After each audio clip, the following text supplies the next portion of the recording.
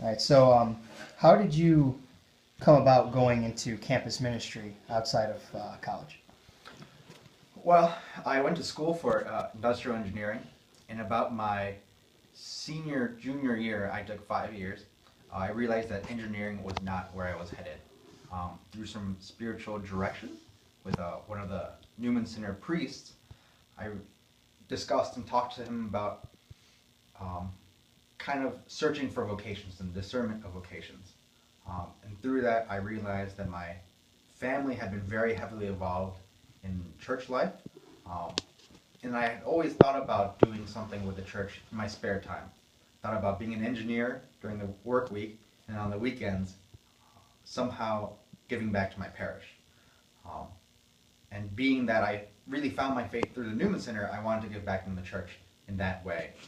So after I graduated, um, I kind of took a year off to kind of really search my options, and then this kind of the Newman Center job in Peoria kind of just came to me. Uh, One of my friends was a campus minister beforehand, and he let me know that he was leaving that position after that year. I knew Monsignor Deptula, who was here working with him from my days at the Newman Center, and I talked to him and applied to that job, and I kind of fit into this position.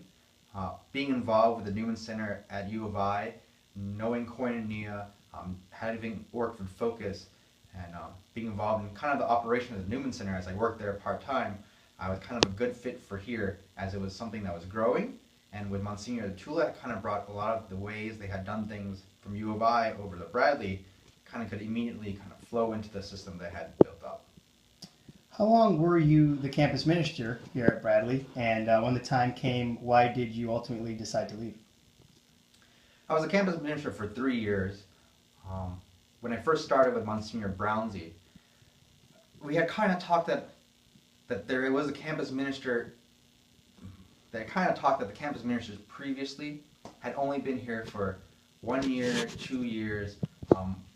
They were very coming and going. It wasn't that permanent of a position. So we wanted to have a long time position. And I kind of thought in my head that I would have been here for about 5 years. 3 years in, Monsignor Deptula was the director of the Office of Divine Worship.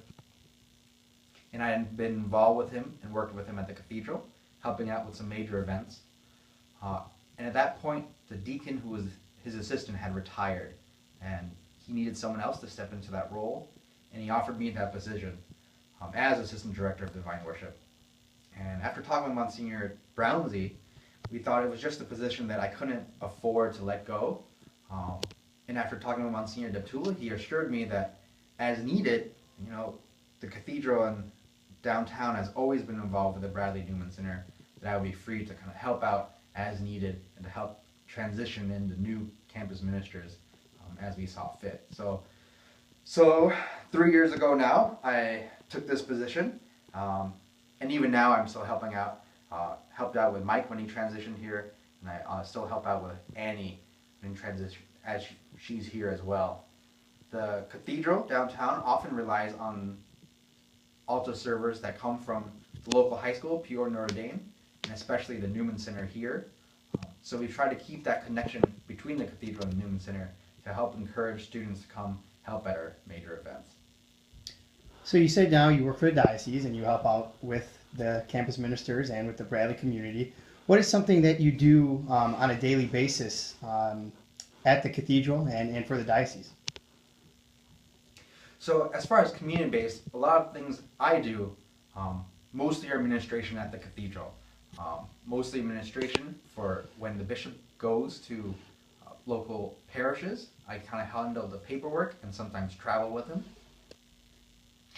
But the community part I do enjoy and do get to do every now and then is that when the bishop goes somewhere, there are teaching moments I get to have. I get to incorporate, like I said before, working with the Newman Center and the local high school, getting the servers involved, getting students involved and interested in the liturgy. We also are a resource for priests and the congregation and the people to come and ask questions they have about the Mass. We just did a musicians workshop at Blessed Sacrament Parish in Morton to kind of teach the people about proper liturgy, as far as proper music when it comes to liturgy, how to discern what music might be appropriate for liturgy, and uh, talked about that there's some music that is good, but some music that maybe doesn't belong in the Mass. Not saying it's bad, but saying that each type and style of music has its place. So in that sense, that's my involvement with the community, is more of an education of everybody. Now, you did say you went to school for engineering, and that you kind of talked about your experience with campus ministry. Do you feel that that's something that God called you to, and that you answered to? I definitely feel that way. Uh, Going to U of I in the Newman Center, to me was my sign from God of this is where I'm supposed to be. I did not do well in high school, mostly in the sense that I was lazy. I didn't really try hard until junior year, when my guidance counselor told me that I needed to either get on track or I wasn't going to be able to go to a college of my choice, if a college at all. Wanting to do engineering at that point, mostly because I went to a science and technology school, getting into U of I was a big deal. I also got into some other out-of-state schools, but I figured if I'm going to go to out-of-state, that U of I was the place to go. I was going to go big. I went there, and somehow I found the Newman Center. And it was going into the Newman Center that really grew in my faith. And so to me, I see that being at U of I, because I went for engineering, was what caused me to find the Newman Center and grow my faith. And even though I didn't end up doing engineering, that thought, that desire got me to where I am today. Now, one last question. If any young college student out there thinking about what they should do, what is your message to them? Is it to keep more of an open mind and what the Lord's calling you to do, or is it to follow your true dream? I would say keep an open mind.